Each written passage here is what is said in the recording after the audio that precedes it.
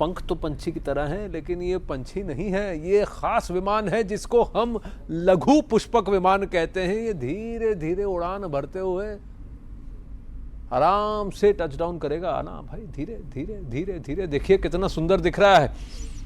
पौराणिक कथाओं में जो राम जी जिसमें अयोध्या में आए थे वो पुष्पक विमान तो बहुत विशाल काय था। ये थोड़ा लघु पुष्पक विमान है, छोटा मॉडल हमने बनाया है, लेकिन सुंदर बहुत है, सुंदर भी बहुत है और उसकी खासियत भी है।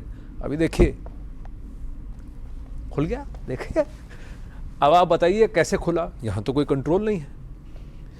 पौराणिक कथाओं में कहा जाता है कि पुष्पक विमान चालक के मन से जुड़ा होता था, तो रावण के मन से, प्रभु श्री राम के मन से जुड़ा हुआ था। यहां ये लघु पुष्पक विमान मेरे मन की ट्यूनिंग से है। अब देखिए ये क्या करेगा।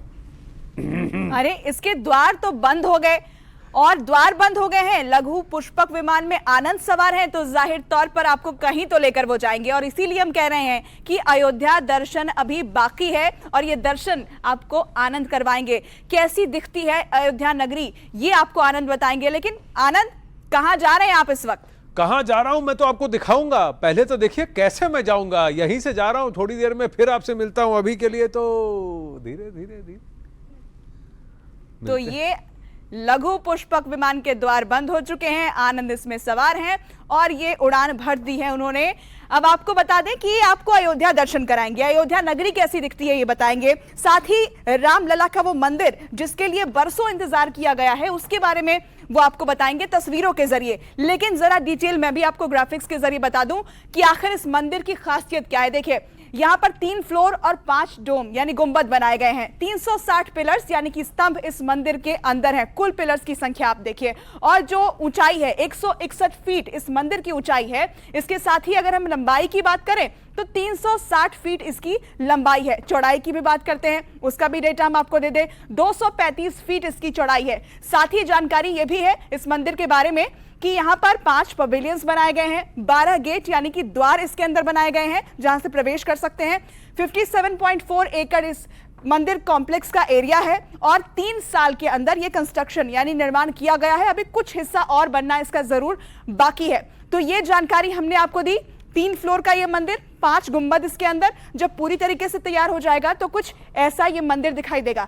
लेकिन जैसा कि हमने आपसे कहा था कि हम आपको अयोध्या दर्शन कराएंगे, अयोध्या दर्शन के लिए सीधे आपको आनंद के पास लिए चलते हैं। आनंद, इस वक्त कहां पहुंचे आप?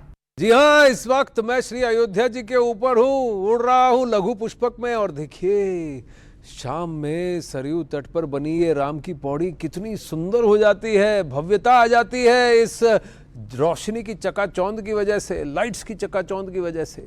श्रद्धालुओं के लिए यहाँ स्नान करना एक अलग ही आनंद है। कहा जाता है कि प्रभु राम इसी रास्ते से चलकर पवित्र सरयू में स्नान करने आते थे।